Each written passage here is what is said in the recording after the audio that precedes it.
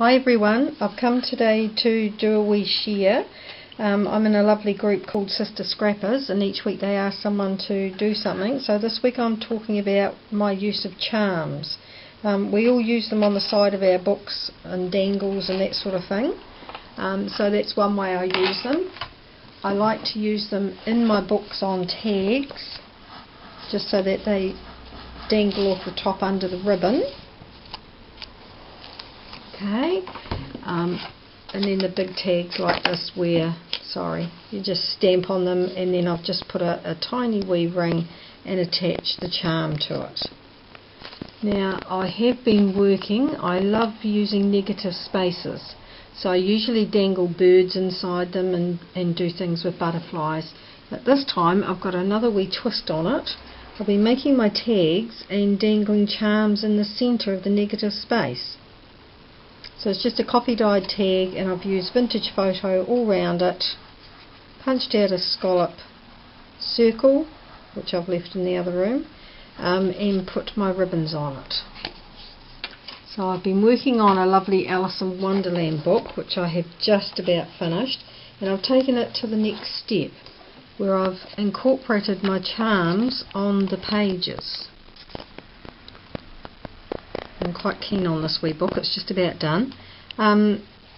So it's just a half page, and then the full page has the scallops out in them, and when you turn the page, of course, the charms just dangle freely.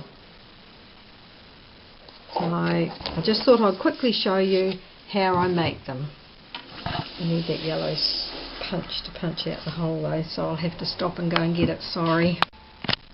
Back, got my scallop punch. This is the one I use. You can use just an ordinary round circle punch, anything you have. You could even just use a square, but this is what we're going to be making.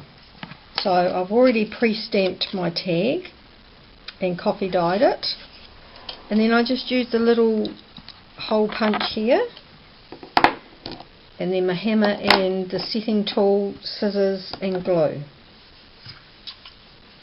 So I just turn my punch upside down so I can see where and how far in I want the circle to go. Punch it out, and there you've got your lovely hole. So then I would just go and ink around the inside and ink around the back. And take my eyelet hole maker, couple of little twists, and there's the hole at the top. I have a little wee silver eyelet here. I like to try and match them. This one's sort of the antique bronzy, and this is the silver because I'll be putting a silver butterfly in. And then we just turn it over. The eyelets set are in. I have got a crocodile, but I just like using this for the little one. So close your ears. Simple as that. We're up to that stage. And then I've got a beautiful silver butterfly, so I use a narrower ribbon on the bottom than at the top. Thread the ribbon through, and I just take it through the back of the card. Normally I'd use a bit narrower ribbon, but I'm just a bit low on supplies of narrows. And there's your butterfly dangling. So I just sit it down here and just tie a double knot.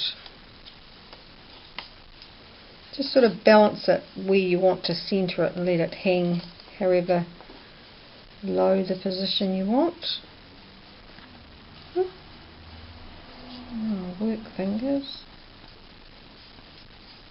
And then I just tie a wee knot. So we're up to that, and then I just get scissors and angle cut the ribbon so it doesn't fray. And then I get my glue, which everyone always uses asks me which glue I use, and it's this one. I don't have too many choices here in New Zealand. And I just put a tiny wee dab of glue to hold the ribbon in place and stop it coming undone.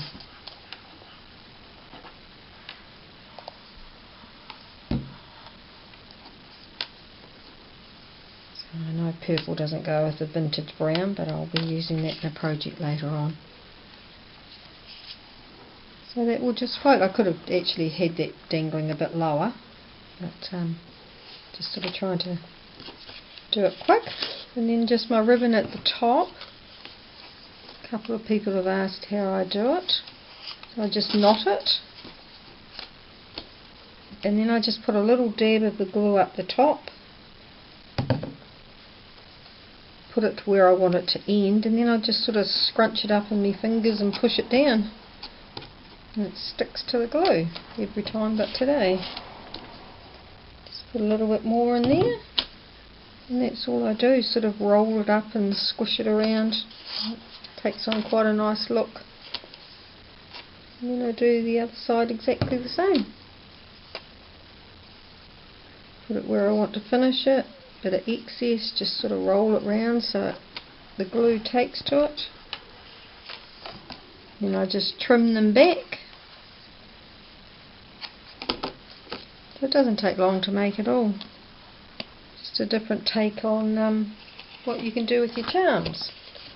And this is a very vintage looking one. So thank you so much for watching. I hope you've try it and show me what you make. Thank you.